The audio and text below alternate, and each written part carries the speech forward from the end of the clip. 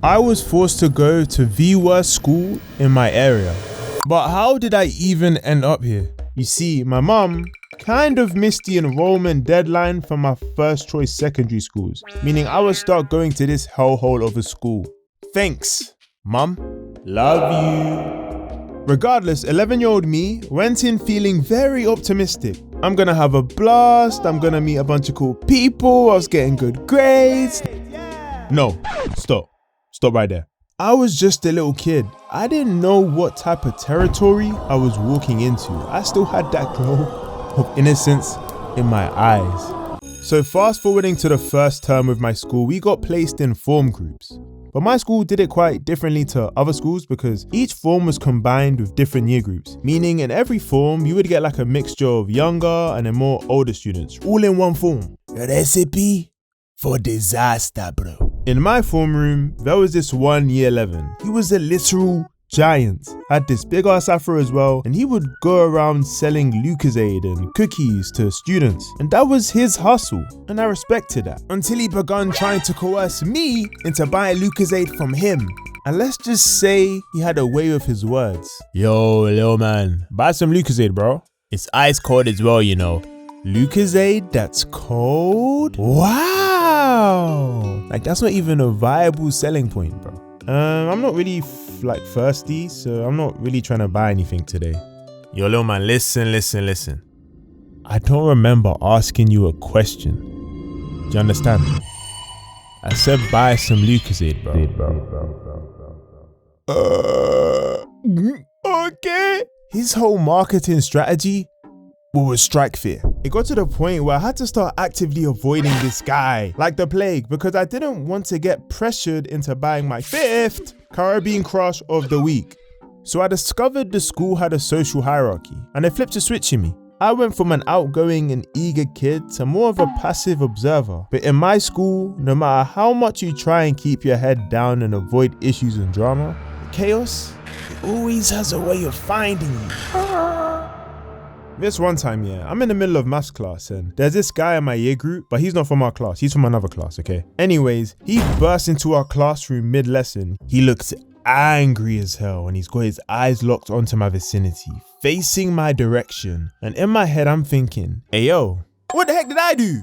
And next thing you know, boom, the girl sitting next to me is who he was really after. And she gets dragged onto the floor and suddenly, he's beating down on her. I'm like, whoa. Wow.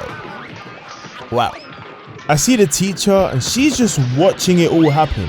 She's probably thinking, I don't get paid enough for this nonsense. And of course, nobody else from the class is trying to step in, but I'm frozen.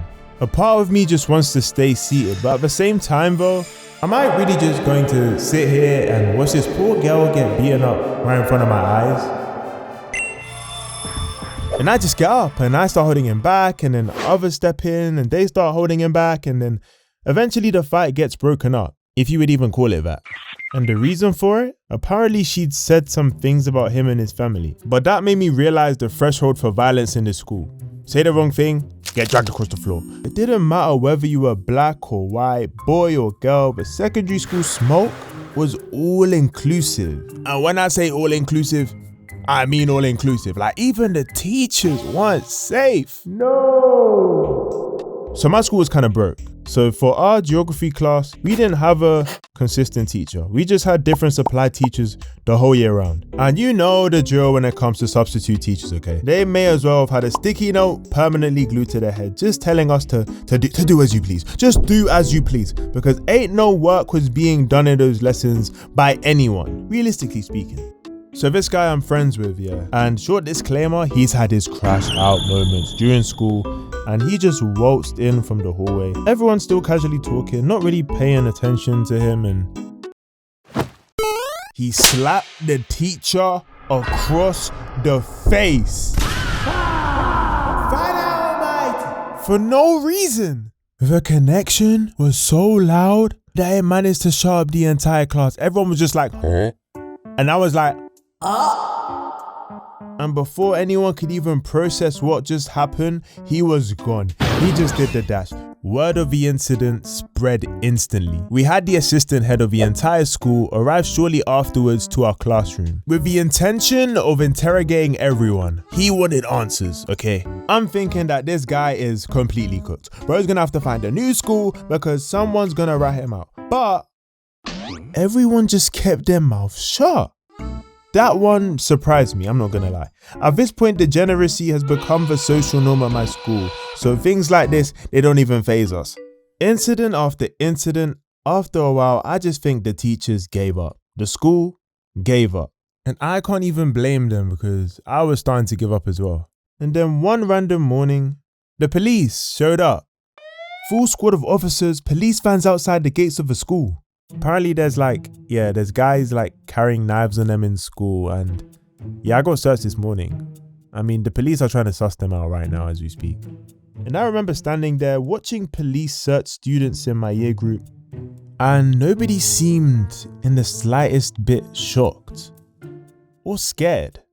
Some kids were even laughing about it. In fact, there was this one guy who I saw getting searched, and it's almost like he had this look of accomplishment on his face, like getting searched by police was on his all-time bucket list. That's when it hit me. This wasn't even that deep for everyone. This was just a regular Tuesday, and that low-key scared me more than the knives themselves. Because if this was normal, then I don't want any part of it anymore. I'm done with this damn school, bro. Because what? That was the breaking point. I just went into survival mode from that point onwards. Like, I didn't really care about people pleasing or maintaining the status quo. No, I got my final GCSE grades and I dipped. Didn't even go to prom. I went into that school as a loud, confident kid. I left as someone who's seen some stuff. I got some stories, but even if I wanted to tell, YouTube would probably nuke my channel. Yo, it's post video Mo speaking here, and listen, I need a favor from you guys, right? I need you guys to hype the video. Like, there's a hype button below. I think if you press it, I don't know, YouTube gonna do something, but that's gonna be it from me. I'll see you guys in the next one. Peace.